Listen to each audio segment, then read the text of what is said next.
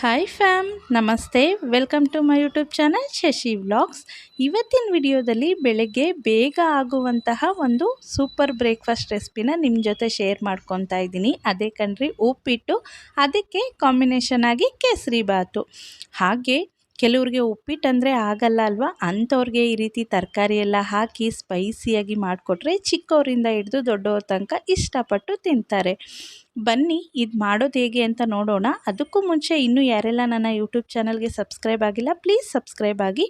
ಹಾಗೆ Facebook ಪೇಜಲ್ಲಾದರೆ follow ಮಾಡಿ, like ಮಾಡಿ, ಶೇರ್ ಮಾಡಿ, ಕಮೆಂಟ್ ಕೂಡ ಮಾಡಿ. ಈಗ ಉಪ್ಪಿಟ್ಟು ಮಾಡೋದು ಹೇಗೆ ಅಂತ ನೋಡೋಣವಾ. ಈಗ ಇಲ್ಲಿ ಸ್ಟವ್ ಅಂಟಿಸ್ಬಿಟ್ಟು ಒಂದು ಬಾಣಲಿನ ಇಟ್ಕೊಂಡು ಅದಕ್ಕೆ 2 ಗ್ಲಾಸ್ನಷ್ಟು ರವೆನ ಸೇರಿಸ್ಕೊತಾ ಇದ್ದೀನಿ. ನಾನಿಲ್ಲಿ ಮೀಡಿಯಮ್ ರವೆನ ತೊಗೊಂಡಿದ್ದೀನಿ.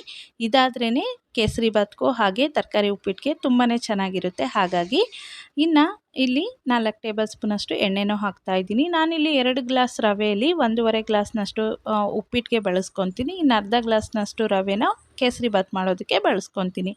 ಈಗ ಎಣ್ಣೆ ಎಲ್ಲ ಹಾಕಿ ಚೆನ್ನಾಗಿ ಫ್ರೈ ಮಾಡ್ಕೊತಾ ಇದ್ದೀನಿ. ಇಲ್ಲಿ ಎಣ್ಣೆ ಹಾಕೋದ್ರಿಂದ ಉಪ್ಪಿಟ್ಟು ಸ್ವಲ್ಪ ಉದ್ರಾಗಿ ಚೆನ್ನಾಗಿ ಬರುತ್ತೆ. ಹಾಗಾಗಿ ನೋಡ್ಬೋದು, ಈಗ ನಾನು ರವೆನ ಸ್ವಲ್ಪ ಕಲರ್ ಎಲ್ಲ ಚೇಂಜ್ ಆಗೋ ತನಕ ಹುರ್ಕೊಂಡು ಸೈಡ್ಗೆ ಎತ್ತಿಟ್ಕೊತಿದ್ದೀನಿ. ಹಾಗೆ ಅದೇ ಸ್ಟವ್ ಮೇಲೆ ಒಂದು ಪಾತ್ರೆನ ಇಟ್ಕೊಂಡು ಅದಕ್ಕೆ ಒಂದು 5 ಟೇಬಲ್ ಸ್ಪೂನಷ್ಟು ಎಣ್ಣೆ ಹಾಕ್ಕೊತಾ ಇದ್ದೀನಿ. ಉಪ್ಪಿಟ್ಟಿಗೆ ಒಂದು ಸ್ವಲ್ಪ ಎಣ್ಣೆ ಮುಂದಿದ್ರೆ ಚೆನ್ನಾಗಿರುತ್ತೆ ಟೇಸ್ಟು. ಹಾಗಾಗಿ ನಾನಿಲ್ಲಿ ಒಂದು ಸ್ವಲ್ಪ ಎಣ್ಣೆ ಜಾಸ್ತಿನೇ ಬಳಸ್ತಿದ್ದೀನಿ. ಇನ್ನು ಎಣ್ಣೆ ಸ್ವಲ್ಪ ಬಿಸಿ ಆದಮೇಲೆ ಸಾಸಿವೆ, ಜೀರಿಗೆ, ಕಡಲೆಬೇಳೆ ಹಾಗೆ ಉದ್ದಿನ ಬೇಳೆನ ಹಾಕಿ ಸ್ವಲ್ಪ ಹೊತ್ತು ಡೀಪ್ ಫ್ರೈ ಮಾಡ್ಕೊತೀನಿ. ಇದೊಂದು ಸ್ವಲ್ಪ ಕಲರ್ ಚೇಂಜ್ ಆಗಬೇಕು. ಅದಾದಮೇಲೆ ಉದ್ದದಾಗಿ ಕಟ್ ಮಾಡಿ ಇಟ್ಕೊಂಡಿರುವಂತಹ ಒಂದು ಕ್ಯಾಪ್ಸಿಕಮ್ನ ಹಾಕ್ಕೊತಾ ಇದ್ದೀನಿ. ಹಾಗೆ ಸಣ್ಣದಾಗಿ ಕಟ್ ಮಾಡಿ ಇಟ್ಕೊಂಡಿರುವಂತಹ ಹಸಿಮೆಣಸಿನ್ಕಾಯಿನ ಕೂಡ ಹಾಕ್ಬಿಟ್ಟು ಚೆನ್ನಾಗಿ ಒಂದು ಸ್ವಲ್ಪ ಹೊತ್ತು ಫ್ರೈ ಮಾಡ್ಕೊತೀನಿ. ಅದೆಲ್ಲ ಒಂದು ಸ್ವಲ್ಪ ಫ್ರೈ ಆಗೋ ತನಕ. ಅದಾದಮೇಲೆ ಮೀಡಿಯಮ್ ಈರುಳ್ಳಿನ ಸಣ್ಣದಾಗಿ ಕಟ್ ಮಾಡಿ ಇಟ್ಕೊಂಡಿದ್ದೆ 1-2, ಅದನ್ನು ಕೂಡ ಸೇರಿಸ್ಕೊಂಡು ಹಾಗೆ ಅದಕ್ಕೆ ಕರಿಬೇವಿನ ಎಲೆ ಕೂಡ ಹಾಕ್ಬಿಟ್ಟು ಚೆನ್ನಾಗಿ ಕಲರ್ ಚೇಂಜ್ ಆಗೋ ತನಕ ಫ್ರೈ ಮಾಡ್ಕೊತಾ ಇದ್ದೀನಿ. ಹಾಗೆ ಒಂದು ದೊಡ್ಡ ಸೈಜ್ ಟೊಮೆಟೊನ ಕೂಡ ಸಣ್ಣದಾಗಿ ಕಟ್ ಮಾಡಿ ಇಟ್ಕೊಂಡಿದ್ದೆ, ಅದನ್ನು ಕೂಡ ಸೇರಿಸಿ ಟೊಮೊಟೊ ಎಲ್ಲ ನೀಟಾಗಿ ಮೆತ್ತಗಾಗೋ ತನಕ ಫ್ರೈ ಮಾಡ್ಕೋಬೇಕು ಎಣ್ಣೆಯಲ್ಲಿ. ಇದೆಲ್ಲ ನೀಟಾಗಿ ಚೆನ್ನಾಗಿ ಫ್ರೈ ಆದಮೇಲೆ ನಾವು ಹಚ್ಚಿಟ್ಕೊಂಡಿರುವಂತಹ ತರಕಾರಿನ ಕೂಡ ಸೇರಿಸ್ಕೊತಾ ಇದ್ದೀನಿ. ನಾನಿಲ್ಲಿ ಕ್ಯಾರೆಟು, ಬೀನ್ಸು ಹಾಗೆ ಆಲೂಗಡ್ಡೆನ ತಗೊಂಡಿದ್ದೀನಿ. ನೀವು ಬೇಕು ಅಂದರೆ ಇನ್ನೂ ಬಟಾಣಿ ಅಥವಾ ಬೇರೆ ರೀತಿ ತರಕಾರಿ ಕೂಡ ಆ್ಯಡ್ ಮಾಡ್ಕೋಬೋದು. ಈಗ ಚೆನ್ನಾಗಿ ಎಣ್ಣೆಯಲ್ಲೇ ತರಕಾರಿನ ಒಂದು ಅರ್ಧ ಬೇಯೋ ಥರ ಬೇಯಿಸ್ಕೊತೀನಿ.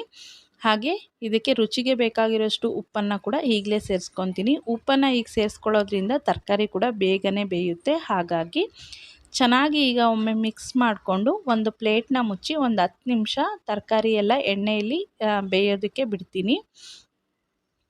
ಈಗ ಇಲ್ಲಿ ನೋಡ್ಬೋದು, ತರಕಾರಿ ಕೂಡ ಅರ್ಧ ಬೆಂದಿದೆ. ಚೆನ್ನಾಗಿ ಇನ್ನೊಮ್ಮೆ ಮಿಕ್ಸ್ ಮಾಡಿಕೊಂಡು ನಾನಿಲ್ಲಿ 1.5 ಗ್ಲಾಸ್ನಷ್ಟು ರವೆಗೆ 2.5 ಗ್ಲಾಸ್ನಷ್ಟು 3 ಗ್ಲಾಸ್ನಷ್ಟು ನೀರನ್ನು ಸೇರಿಸ್ಕೊತಾ ಇದ್ದೀನಿ. ತರಕಾರಿನೂ ಹಾಕ್ಕೊಂಡಿದ್ದೀನಲ್ವ, ಹಾಗಾಗಿ ನಿಮಗಿನ್ನೂ ಉಪ್ಪಿಟ್ಟು ಮೆತ್ತಗೆ ಬೇಕು, ನಮಗೆ ಉದ್ರಾಗಿ ಬೇಡ ಅಂದರೆ 4 ಗ್ಲಾಸ್ ನೀರನ್ನು ಸೇರಿಸ್ಕೋಬೋದು. ಈಗ ಇಲ್ಲಿ ನೀರೆಲ್ಲ ಚೆನ್ನಾಗಿ ಕುದಿಸ್ಕೊಂಡ್ಮೇಲೆ ಇನ್ನು ರವೆನ ಕೂಡ ಸೇರಿಸ್ಕೊತಾ ಇದ್ದೀನಿ. ನಾವಿಲ್ಲಿ ಮೀಡಿಯಮ್ ರವೆಯಿಂದ ಉಪ್ಪಿಟ್ಟು ಮಾಡಬೇಕಾದ್ರೆ ಚೆನ್ನಾಗಿ ತಿರುಗಿಸ್ಕೋಬೇಕಾಗುತ್ತೆ, ಇಲ್ಲಾಂದರೆ ಅದು ಉಂಡುಂಡೆ ಕಟ್ಟುತ್ತೆ ಅಥವಾ ಗಂಟಾಗುತ್ತೆ. ಹಾಗಾಗಿ ಚೆನ್ನಾಗಿ ತಿರುಗಿಸ್ಕೋಬೇಕು ಬೇಯೋ ತನಕ. ನಾವು ಬನ್ಸಿ ರವೆಯಿಂದ ಮಾಡೋದಾದರೆ ಮಾಮೂಲಿ ಸುಮ್ಮನೆ ಹಾಕಿ ತಿರುಗಿಸಿದ್ರೂ ನಡೆಯುತ್ತೆ. ಬಟ್ ಈ ಮೀಡಿಯಮ್ ರವೆದು ಹಾಗಲ್ಲ, ಚೆನ್ನಾಗಿ ತಿರುಗಿಸ್ಕೋಬೇಕು, ಇಲ್ಲಾಂದರೆ ತುಂಬಾ ಗಂಟಾಗುತ್ತೆ. ಹಾಗಾಗಿ ಚೆನ್ನಾಗಿ ತಿರುಗಿಸ್ಕೋಬೇಕು.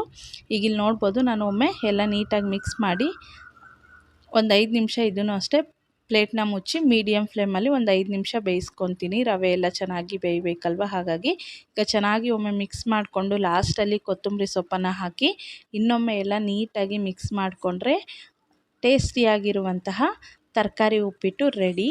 ನೋಡ್ಬೋದು ಎಷ್ಟು ಸ್ಪೈಸಿಯಾಗಿತ್ತು ಅಂದರೆ ತುಂಬಾ ಚೆನ್ನಾಗಿತ್ತು, ಉದ್ರಾಗಿ ಚೆನ್ನಾಗಾಗಿತ್ತು. ನನಗೆ ಉಪ್ಪಿಟ್ಟು ಈ ರೀತಿ ಉದ್ರಾಗಿದ್ರೇ ತಿನ್ನೋದಕ್ಕೆ ಚೆಂದ. ಈಗ ಬನ್ನಿ ನೆಕ್ಸ್ಟು ಕೇಸರಿ ಬಾತ್ ಮಾಡೋದು ಹೇಗೆ ಅಂತ ನೋಡೋಣ. ಈಗ ಅದೇ ಸ್ಟವ್ ಮೇಲೆ ಇನ್ನೊಂದು ಪಾತ್ರೆನ ಇಟ್ಕೊಂಡು ಅದಕ್ಕೆ ಒಂದು 4 ಟೇಬಲ್ ಸ್ಪೂನಷ್ಟು ತುಪ್ಪನ ಹಾಕ್ಕೊತಾ ಇದ್ದೀನಿ.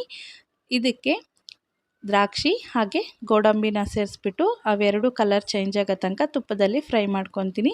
ನಾವಿನ್ನೂ ಬೇಕಂದರೆ ಬೇರೆ ರೀತಿ ಡ್ರೈ ಫ್ರೂಟ್ಸ್ ಕೂಡ ಆ್ಯಡ್ ಮಾಡ್ಕೋಬೋದು, ಬಾದಾಮಿ ಅಥವಾ ಪಿಸ್ತಾ ಎಲ್ಲನೂ ಹಾಕ್ಕೊಂಡು ಕೂಡ ಮಾಡ್ಕೋಬೋದು. ನನ್ನ ಹತ್ರ ಸದ್ಯಕ್ಕೆ ಇವೆರಡು ಅವೈಲೇಬಲ್ ಇತ್ತು, ಹಾಗಾಗಿ ಇವೆರಡನ್ನು ಹಾಕಿ ಫ್ರೈ ಮಾಡಿಕೊಂಡೆ.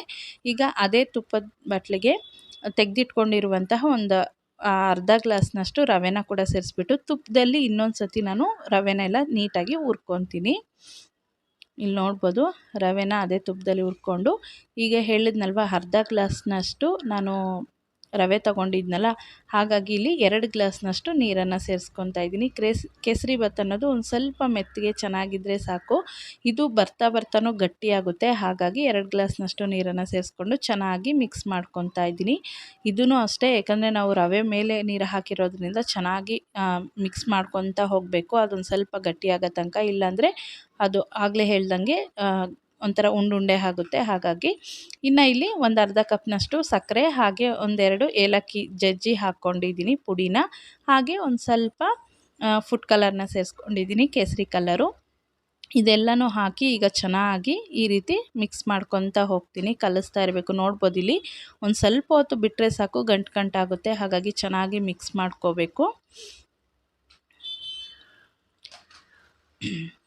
ಈಗ ಇಲ್ಲಿ ನಾನು ಚೆನ್ನಾಗಿ ಮಿಕ್ಸ್ ಮಾಡ್ಕೊತಾ ಇದ್ರೆ ನೋಡ್ಬೋದು ಬರ್ತಾ ಎಷ್ಟು ಗಟ್ಟಿ ಆಗ್ತಾ ಇದೆ ಅಂದ್ಬಿಟ್ಟು. ಈಗ ನೋಡಿ ಇದು ಪರ್ಫೆಕ್ಟ್ ಅದಕ್ಕೆ ಬಂದಿದೆ.